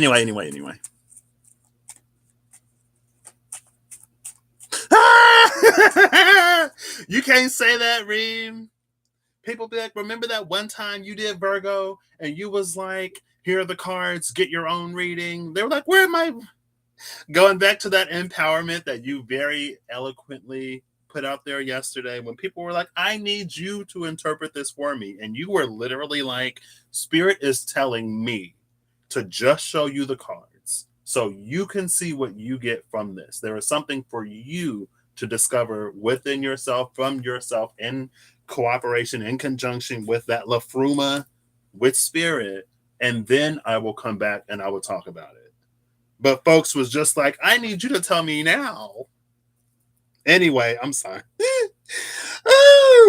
Anyway. Anyway. It all happens in its time. It really does. And that's one thing that it helps me be patient when temperance is being asked for. Because every time I've been in a position to have to wait for something, especially if it's like a reading that I get from somebody, or if it's something in like spiritual in nature, every single time I've had to wait for it, there's something that comes through in the message that I would not have either one, I wouldn't have received it at the time when I requested it, or number two, it would have triggered me in a way that would bring out all of the stubbornness in me more so. But it's like I wasn't in a space, I wasn't of the knowing to receive it as beautifully as I received it, as wholly as I received it when it finally came to me, as when I made that request. So I respect the time that it takes. It makes it easier. It makes it a lot easier when you've had experiences where you're like, wow, that would have really triggered me if I got that when I asked for it. So I'm glad I waited. Don't worry about the time in between. So anyway, yeah, people did, not to discredit, not to discount all of the people who did channel their own, who did receive and who did participate. Because I think sometimes too, especially as budding, I mean, even not as budding, I think that sometimes synchronicity can be so synchronicitous that it's like, really? Like, is this like legit for real? And then we get that confirmation that's like, yes. And it's like, okay.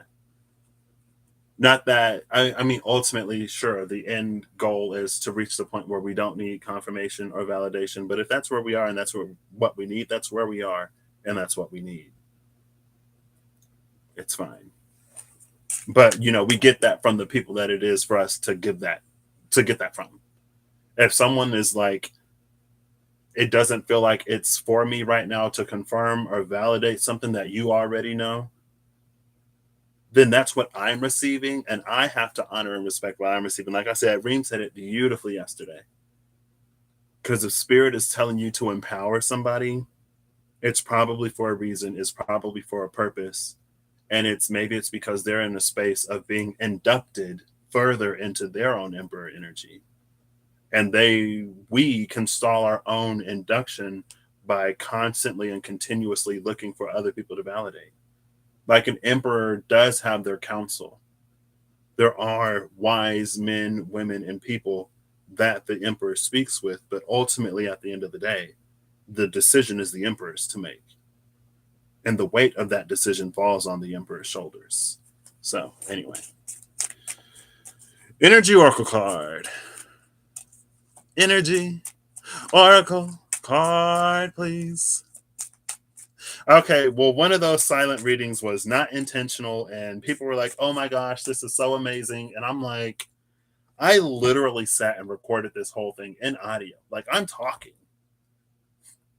Ooh, my ego was a little not bruised, because it was a short-ish video too. It wasn't like a full hour, 30 minutes, 2 hours, you know, because like that's the reason why I decided to leave it up instead of taking it down or instead of deleting it or privating it or whatever. Because something within me was like, the message still stands. And maybe I got from it what I was supposed to get from it. And that's when I think, if I'm recalling correctly, I'm actually glad that it didn't upload with audio, because when I finished the video and when I started to rewatch, I don't even know why I rewatched that one. I don't always immediately rewatch, but I did that one. And that's when I noticed it didn't have any audio. But like there were other things that the cards were like revealing to me that they didn't at the time of recording it. And I was like, oh, okay. I was like, I can respect it. Is my ego a little bruised? Sure. But you know, the part of my ego that is aligned to higher was also validated in that. Because it's like something within me knew I should upload it anyway, and people still resonated and connected with it. So that just goes to show me to it's my humble kink. I don't know. I guess I have a humble kink now. Humble me, please. Anyway, I'm glad to hear it, Eve. One of them was intentional. Not all of them are unintentional, but some of them are. All right, energy oracle. Oh. The energy oracle cards are taking us right back to the beginning. The card that it came out, it fell onto my knee, onto my leg, on my lap. It fell on my lap in reverse. And it's this rest and rejuvenation. Guess what card is at the bottom of the deck? It's that door to spirit. This allows for it to come in. And now we have seventh chakra archangel Uriel with the goddess of the moon at the bottom of the deck. Happy family under that. It was sixth chakra archangel Metatron before. Now it's crown chakra with that goddess of the moon, all about not only receiving the message with that seventh chakra, but with the goddess of the moon, it's like trusting it. It's being able to be navigated by it, because that's what the light within us does. It reaches out. And when it doesn't have to protect us because our darkness is fully integrated and healed, and it serves its role as protecting, then we can really sort of move forward in a way that's not as encumbered, I guess. I mean, door to spirit is like open. Door to spirit, Archangel Metatron. This is very, Archangel Uriel. This is very, very message received. Message received, ears, listening ears on. And it comes in the space of that rest and rejuvenation. I think with rest and rejuvenation in reverse, my spiritual ego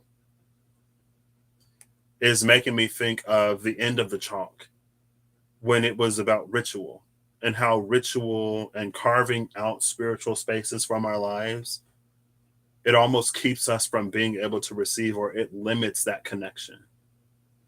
But when we can more fully integrate, then it opens up that connection. It increases our bandwidth. And now it's like the door to spirit is open regardless of whether or not we're in that space of rest and rejuvenation. See you, Reem. Thanks for stopping by. I love you. And with that, that's the end of the video. Reem is leaving, so y'all all gotta go. That's just how it works. I'm sorry. I'm just playing. But I hope y'all have an amazing whenever you see this. I hope you're acting in alignment to make all that you wish to experience your reality. I hope that whatever you need along your path, journey, and way you find. I hope that you leave yourself open to, or can be open to receive that liberation in the way that it's coming. I hope you can reach the point where you can heal, integrate, alchemize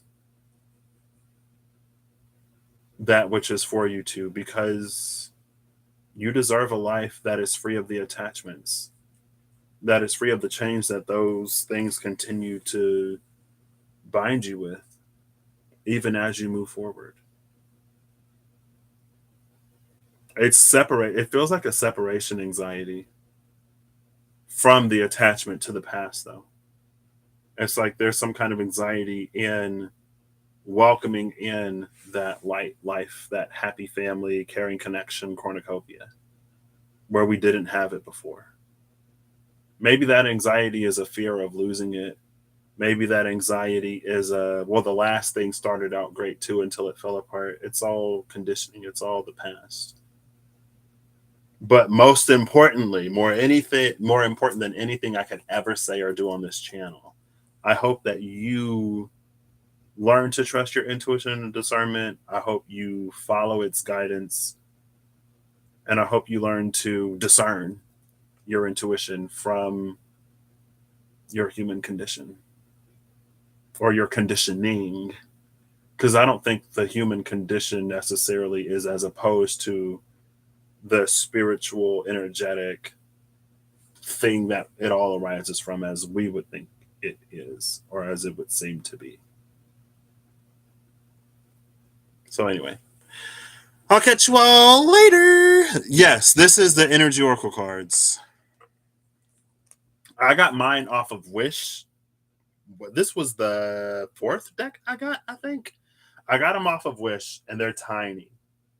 The legit energy oracle cards are like, I see them and they're like huge. I'm like, okay, well, I got a tiny little deck. I love the smaller deck personally. But yeah, there you go. Energy oracle cards by Sandra Ann Taylor. Not to be confused with the ever lovely, ever gorgeous, ever amazing Skywaltress.